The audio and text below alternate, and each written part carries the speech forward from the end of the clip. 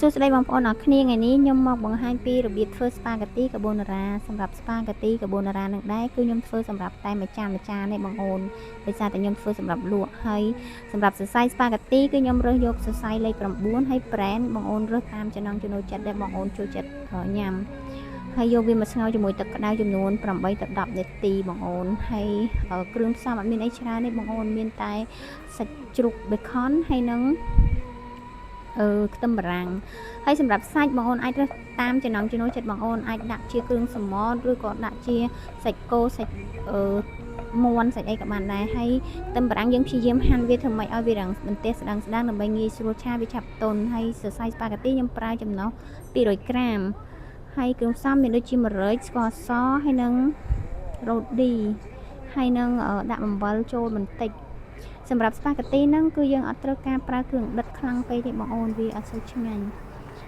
ហើយដំបូងយើងដាក់ខ្ទះចូលឲ្យក្តៅដាក់ខ្ទះបើកភ្លើងឲ្យក្តៅហើយយើងដាក់ប៊ឺចូលហើយយើងកូរឲ្យប៊ឺនឹងឲ្យលាយយើងចាក់គ្រឿងនិងសាច់និងបន្លែដែលយើងបានហាន់មិញចូលគ្នាហើយកូរវាឆាវាដើម្បីឲ្យខ្ទឹមបារាំងហ្នឹងវារាងទន់បន្តិចយើងឆាវាប្រហែលជា1នាទីយើងដាក់ទឹកវាចូលដើម្បីវាឲ្យលាយគ្រឿងបងប្អូនយើងដាក់ទឹកចូលហើយគឺយើងប្រើទឹកដោះគោស្រស់បងប្អូនអាចប្រើជាទឹកដោះគោកំប៉ុងបងប្អូនម៉ូតអីក៏បានដែរបងប្អូនចូលចិត្តម៉ូតអីបងប្អូនដាក់ម៉ូតហ្នឹងទៅតើពីយើងដាក់ទឹកដោះគោចូលហើយគឺយើងកូរវាឲ្យឡើងខាប់បន្តិចចាំយើងចាក់សរសៃស្ប៉ាហ្គាទីដែលយើងស្ងោរហើយនឹងចូលហើយយើងកូរវាតិចទៀតឲ្យវាឡើងរាងខាប់យើងអាចភ្លក់វាបានភ្លក់ថែមខ្លោយគ្រឿងតាមនឹងបានដល់ល្មមហើយយើងបន្តកូរវាតិចទៀតកូររហូតដល់វារាងដាច់ទឹកសល់ទឹកតិចបងប្អូនអាហ្នឹងបើទឹកច្រើនពេកក៏អត់សូវឆ្ងាញ់ដែរបន្ទាប់មកយើងយកវែកចាប់វាដាក់វែកអញ្ចឹងហើយយើងយកវាមកដាក់ចានដើម្បីឲ្យវាងាយស្រួលក្នុងការដាក់ចានហើយវាឃើញរាងស្អាតយើងយកតាគៀបលមូលវាអញ្ចឹងមកឲ្យវារាងឡើងមូលអញ្ចឹង